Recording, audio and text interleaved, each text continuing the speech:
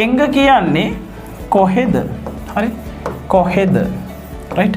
දැන් මම පැහැදිලිව කියලා දුන්නා ඔයාගේ කියනකොට බබා right?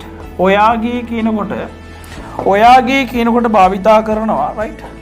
ඔයාගේ කියනකොට උංගඩ right? උංගඩ. දැන් එංග කියලා කියන්නේ මෙන්න මේක වැදගත්ම පොයින්ට් එක. එංග කියලා කියන්නේ කොහෙද? right? උංගඩ ෆෝන් චාර්ජර් එංග. ඔගේ ෆෝන් චාර්ජර් එක කොහෙද? උංගඩ ඔෆිස් එංග. ඔගේ ඔෆිස් එක කොහෙද? මචං උංගඩ ස්කූල් එංග. මචං ඔයාගේ ස්කූල් එක කොහෙද? right? උංගඩ කාර් එංග. ඔගේ කාර් එක කොහෙද? බබා මගේ කියලා කියන්නේ එන්න. right? දැන් සිංහල භාෂාව සහ දෙමළ භාෂාව එකිනෙකට සමාන වෙච්ච වචන අනන්ත අප්‍රමාණ තියෙනවා. හරි? මුදලාලිට මුදලාලි කියලාමයි කියන්නේ. හරි? right?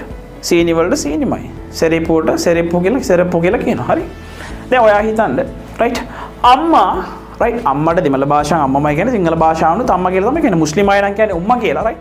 උම්මා කියලා කියන හාදුවට right? හරි සිංහල භාෂාවේ සහ දෙමළ භාෂාවේ වචන ගොඩක් සමානකම් තියෙනවා. හරි? right? අම්මා මගේ ෆෝන් එක කොහෙද? දැන් කොහොමද මේක ටැමිල්ලට පරිවර්තනය කරන්නේ?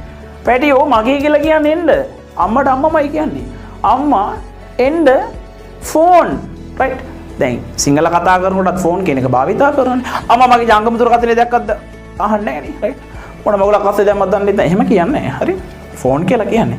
ඔයා කඩේට කියලා කියන්නේ නැහැ නේ මුදලාලි මගේ ජංගම දුරකථනය 99 අන්තර්ජාල කාඩ් එකක් දාන්න කියලා පිස්සෙක් කියලා හිතේ. ඒතකොට ෆෝන් කියන වචනේ දෙමළ භාෂාවේ භාවිතා කරන්න පුළුවන්. අම්මා එන්න ෆෝන් එංග. අම්මා මගේ ෆෝන් එක කොහෙද? right? දැන් ඔයා ඔෆිස් එක